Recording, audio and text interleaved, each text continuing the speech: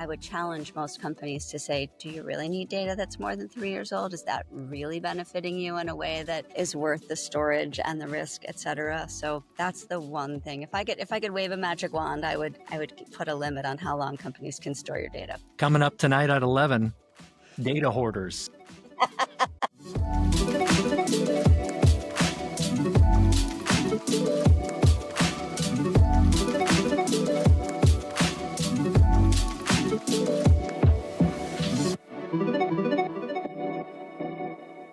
All right, ladies and gentlemen, welcome to Trust Issues. I'm Cameron Ivey over here at Transcend, and I have a special guest with me today, Aimee Cardwell. She is the CISO in residence at Transcend. She brings decades of experience in technology leadership and security leadership for some of the most well-known brands. Her perspective helps Transcend shape their products to make sure that we're serving both the privacy and security teams as well as consumers. So Aimee, welcome to Trust Issues. How are you?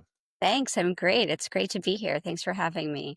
Absolutely. I'm so excited to talk with you and pick your brain on all things security and privacy here. So we'll go ahead and just dive right into it. Aimee, how did your journey from United Health Group as a CISO shape your perspective on the trust challenges we face today in the privacy landscape? Yeah, so I would say not just at United Health Group, but in all of the larger companies that I've been at, when you think about it from a consumer, you think, oh, well, my data is with so and so. And so you know that it's with a big company and you kind of trust them, whatever. But what's actually happening under the covers is that that company is using hundreds of other companies that are also touching your data, and or they're acquiring hundreds of other companies that are also touching your data. And just as an example, last year there was that data incident at Change Healthcare, wholly owned subsidiary of United Health Group. That incident impacted half of the consumers in the United States. And I would bet you that not even 10% of those people had ever heard of Change Healthcare before. And so it's really interesting that you get these things in the mail that's like, oh, there's been an incident, your data has been compromised. And you're like, I don't even know who this company is. I didn't give them my data.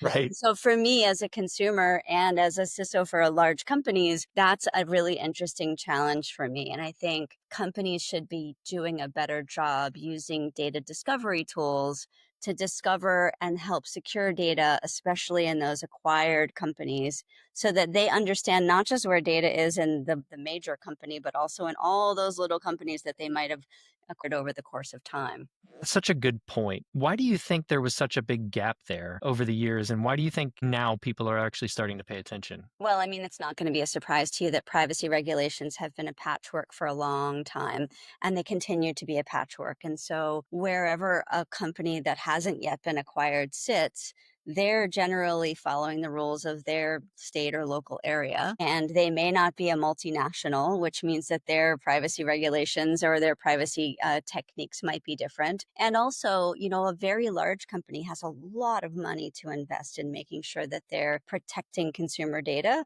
But smaller companies, as you know, they're kind of scrappy and they're willing maybe to take a different level of risk than larger companies. So it's just the patchwork is complicated and acquiring companies is complicated, and it's happening at a really fast pace, maybe even too fast for big companies to keep up with. How do you think security teams and CISOs, how can they maybe improve or look at things differently when it comes to their privacy teams? Or maybe they're already managing privacy for their whole company and they don't have a privacy team. But what are some ways that they could probably improve that area? Yeah, that's a great question. My experience in the past, so in within the past decade, has been we're gonna secure the perimeter, right? So that has always felt like the right thing to do. But when you're consistently throwing new companies in, you're creating new sets of data inside of your enterprise that you don't know where it exists. And so the number one thing for me is doing data discovery continuously. You don't even know there are even tiny companies. We used to have a word for them called tuck-ins, which is like, oh, we're just acquiring this little 30-person company. It's not a big deal. It's just a tuck-in. But that 30-person company might have 1 million customer records, and we would never know about it if we weren't continuously doing data discovery. So what I think CISOs really need to do is enable the business to grow. You don't want to say don't grow. You can't say, no, this company isn't secure enough, we shouldn't buy them. But it's how do we get to yes? So how can I enable the business to grow and build security into that process? And that's that's where the real challenge is for CISOs today, I think. My last thought here on this topic is lack of visibility. And you've talked about that with data discovery. It seems like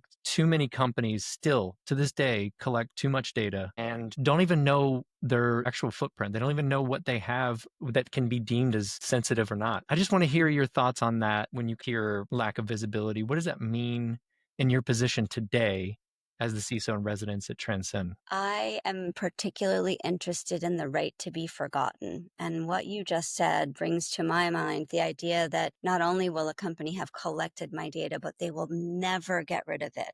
And they hold on to it because, well, they're allowed to. And I can't go find every company that has my data because I don't know all of those companies. In some cases, they're vendors of vendors of vendors of vendors. So I don't know where my data sits. And so I wish that we had more regulation in this country about how data must be deleted. So after N years, unless it's medical or legal or financial, and those usually have like a 7-year period. That what's interesting about that is when I look at it from the company's perspective, companies really struggle to delete data, not only because they want to hold on to it just in case, but also because, as we mentioned, it might be in 50 or 100 or 200 different systems. That's one of the things I loved about the Transcend approach, which is they're integrated deeply with all these different data stores, and you can literally send a command that says, delete all of the data that's older than 3 years old. I would challenge most companies to say, do you really need data that's more than 3 years old? Is that really benefiting you in a way that is worth the storage and the risk, et cetera? So that's the one thing. If I could wave a magic wand, I would